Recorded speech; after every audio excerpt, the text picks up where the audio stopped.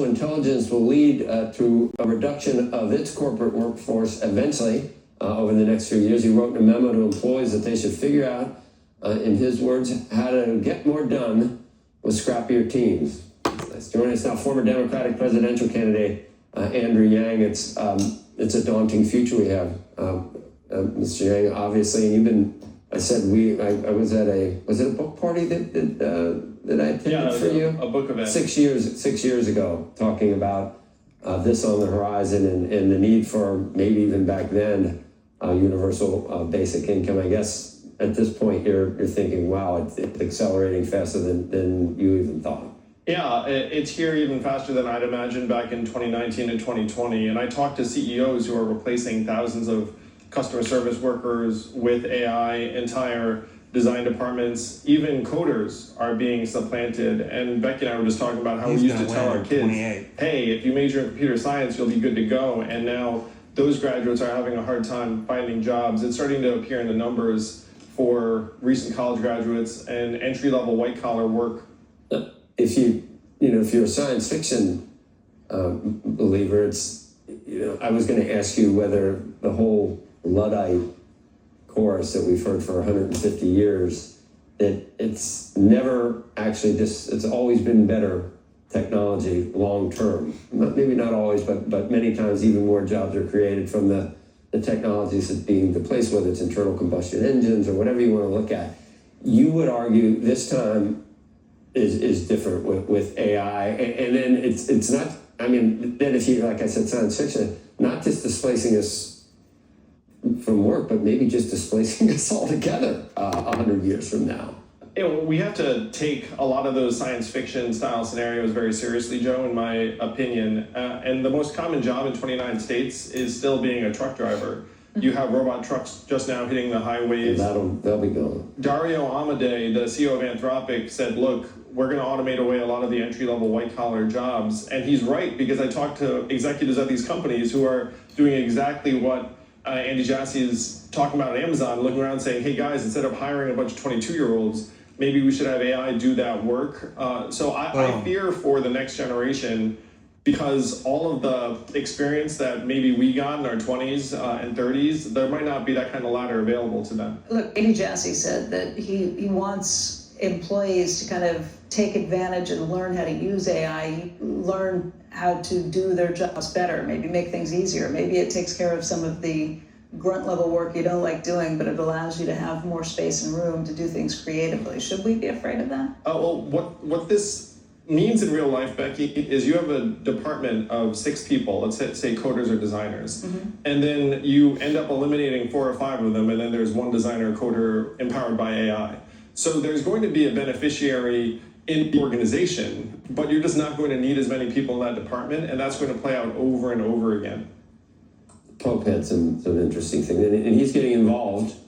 Last Pope was big on climate change. This might be important. And he says the worlds of science and politics need to immediately tackle this problem without allowing scientific progress to advance with arrogance, harming those who have to submit to power. And he's going to host a lot of people. But right now it's just breakneck. There's no governors on what's happening whatsoever. I mean, if you think about the incentives of the individual firm, it's just to go as fast as possible, because they're like a bit of an arms race in terms of compute. Literally. And the data and the model. Literally. And then they'll look up and say, our competitor is China, so I got to go.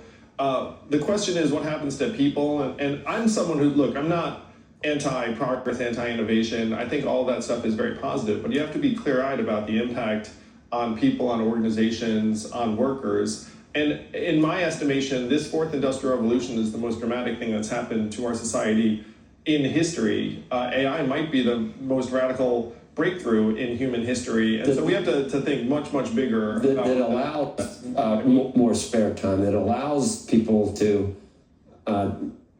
we become so rich from AI that maybe you can do UBI, and not everyone has to work 5 days. You gave me a thumbs up. Is that the answer for you? To me, that is the answer. The question is, how do we get from point A to point B? Because right now, the beneficiaries of AI are going to be a small handful of firms, and then the average 22-year-old or truck driver or whatnot is going to be just looking around saying, where did my job go? And they're not going to be experiencing that kind of value. That, to me, is what government and politics are for. That's what got me into the Democratic race in 2020. Unfortunately, right now, our political class is very, very far away from these problems. And one of our goals should be to try and bring them together, the way the Pope's describing. All right, so what do you think of the, I don't know if you call it a rider, but the initiative that's trying to be pushed into the budget bill, the one big beautiful bill right now that has made it through the House version? We don't know what's going to happen with the Senate entirely because of the Byrd rules and others, but it's a move to say state attorney generals, other states have no way of setting any rules or guidelines or laws around AI, that it should be only allowed at a federal level. And by the way, there are backers, a lot of the big AI names that are backing and kind of lobbying for that. Oh, certainly if you're an AI company, the last thing you want is a hodgepodge of state rules that you then have to navigate or run afoul of. And a lot of these fronts, including social media, by the way, what you see is you see a federal hands-off approach, and then the states at some point step up and say, you know what, I don't love this treatment of customer data. They're trying to avoid that in AI.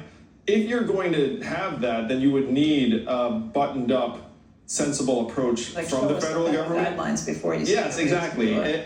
But the incentives for the corporates will be, let us do whatever we want.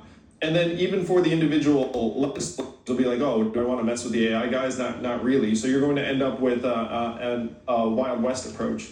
What do you hear? You say that you talk to CEOs who are talking about all the people they're getting rid of, jobs that they're replacing with AI. What do you say to them? What's your approach to say, hey, this may not be great in the long term? I say come clean. I say just, and by the way, Andy Jassy making those public statements, Dario Amodei making those public statements, they're signaling to us, guys, we are going to be getting rid of a lot of workers. We're going to get leaner and meaner. So please, if you're in government, do something about it, because their responsibility is not society-wide. Their responsibility is just to make their organization successful. And those interests are going to diverge from the average workers pretty sharply. It used to be when you guys saw a company increase headcount, you'd say, okay, good, they're growing, they're healthy. Increasingly, headcount is going to be a bad sign. And you're going to look at them and say, wait a minute, what are you guys doing wrong? It's always been the case on Wall Street, though. I think back 20 years and even longer than that, where you talk about on the floor how they're laying people off. They do, yeah. There's a bump when there's a cutback in workers, but you can take that and dial it up to 11. Just wondering what's going to get us first. Physics, because of nuclear oblivion. Biotechnology, because of something that escapes a lab that's much worse than COVID, or AI. So it's like, pick your poison. What do you think? All the sciences. Yeah. Maybe and we don't, as we're developing these things, we never take a step back and say, is this going to work? They tried with biotechnology too. There were a lot of governing bodies that said, hold on. Nuclear for a while. And tried with nuclear. But we're not even trying with AI. That is the case I'd make, Joe, is we can do better than this. We should ask and demand more from our leaders. And if you look at the numbers, since I like looking at polls and whatnot, 90% of Americans want a different approach to AI than what they're getting. Forward is your party, Forward Party? Yes. Is that like leaning forward, like MSNBC, or what is? The genesis was it's not left or right, it's forward, and that's where most people. I think that's what they were saying at the time. But I mean, heck, I didn't know there was a CNBC tie-in. No, MSNBC. Oh, MSNBC. They were saying lean forward, don't lean left or right. Good to have you on, and now I don't know.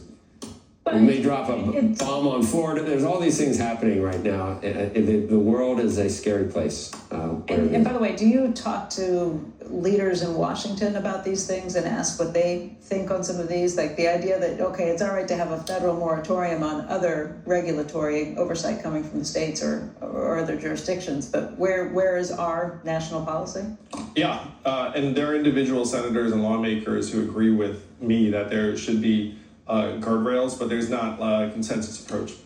Thank you very much. Thanks, Andrew. All right, it is just